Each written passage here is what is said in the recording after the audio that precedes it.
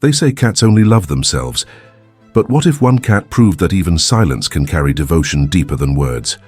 This is the story of a cat named Milo and a woman named Claire, whose bond revealed how animals sometimes feel our pain before we do. If you've ever looked into the eyes of your pet and felt they understood something you hadn't said out loud, stay with this story until the end, because it may change how you see what love really means. Claire was a painter, living in a small attic studio, surrounded by unfinished canvases and the muted smell of oil paint. Her life used to be vibrant, art shows, laughter, color everywhere, until the day her partner Ben died suddenly of a heart condition.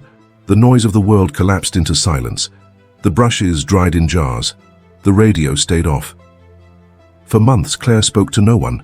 Her world became shades of grey. Milo had been Ben's rescue cat. A sleek black stray who died wandered into their apartment one rainy night and never left. After Ben's death, Milo barely left Claire's side.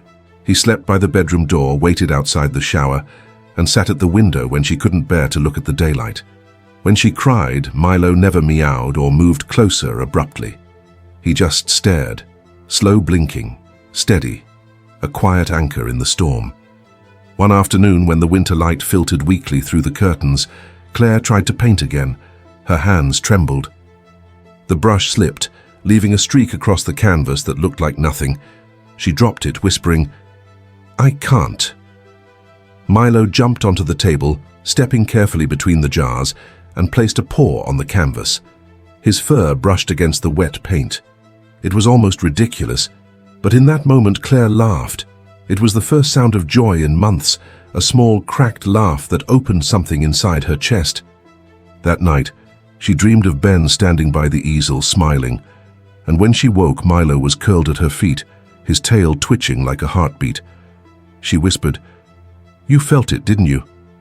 The cat didn't answer, but somehow she knew he had. Days turned into weeks. Claire began painting again slowly. The first finished piece was not of Ben or of herself. It was of Milo, a portrait of his eyes reflecting her own reflection. She titled it, "The Quiet That Saved Me." The painting drew attention online. People commented that his gaze seemed almost human, too expressive, too knowing. "It's like he understands loss," one wrote. Claire didn't reply, but she smiled. They were right, he did. As her confidence returned, so did her connection with the world. She started teaching small art classes for children. Milo became the studio mascot. Kids loved him. He'd curl up on their bags or nap beside their easels. But what amazed everyone was how he always gravitated toward the ones struggling most. The shy boy who stuttered, the girl whose parents were divorcing, Milo would sit with them, brushing his tail lightly against their arm, a quiet gesture of reassurance. Claire began to notice. He seemed to feel emotional tension before anyone else did. It wasn't coincidence. It was empathy. Then one evening, a storm hit the city. Thunder rattled the windows, and Milo vanished. Claire searched for hours, calling his name in the rain, soaked and panicked. Finally, she found him beneath the porch of an elderly neighbor's house, the same neighbor who Kai lost her husband the week before. The woman was sitting outside in the dark, crying quietly, and Milo was pressed against her legs, purring. "He just showed up," the old woman said softly, "like he knew I needed someone." Claire stood there, stunned. In that moment, she realized Milo didn't just belong to her. He belonged to something larger, to every heart that hurt quietly in the dark. She carried him home, whispering, "You feel what we feel, don't you?" The cat blinked slowly and rested his head against her shoulder. Months later, Claire was invited to showcase her paintings at a small gallery. The centerpiece was a series titled The Empathy of Animals, each canvas portraying moments when Milo had silently mirrored human emotion, grief, peace, comfort. During the opening night, people stood before the paintings and cried. "It's strange," one man said.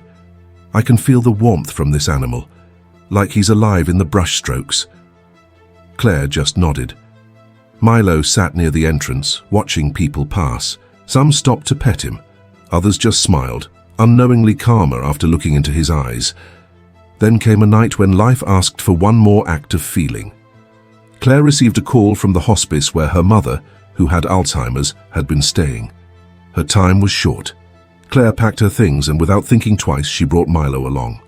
The nurses hesitated, but allowed it. As Claire sat by her mother's bedside, words failed her. Her mother's eyes, unfocused and tired, drifted toward Milo. The cat jumped softly onto the bed, curling near her arm. The rhythmic purring filled the sterile room. Claire's mother, who hadn't spoken clearly in months, smiled faintly and whispered, "Ben?" It was the wrong name. But it didn't matter. The love behind it was the same, a human reaching through confusion to connection. Milo purred louder. That was the moment Claire finally cried, not from loss, but from gratitude. After the funeral, the house was quiet again, but not empty. Because silence, she realized, was never the absence of love, only the space it leaves behind. Milo continued his quiet work, resting where hearts were heavy, offering nothing but presence. And in that simple presence, there was healing.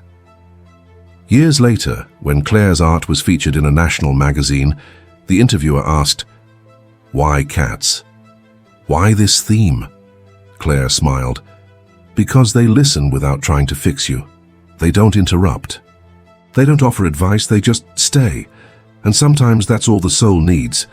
The journalist looked at Milo, sleeping beside her, and said, "So he's your muse?" Claire nodded. "No," she said softly. "He's my mirror." If you felt something in this story, that quiet connection only animals seem to give, remember to subscribe to When Animals Feel. Share this video so more people can rediscover that empathy doesn't always speak. Sometimes it just purrs.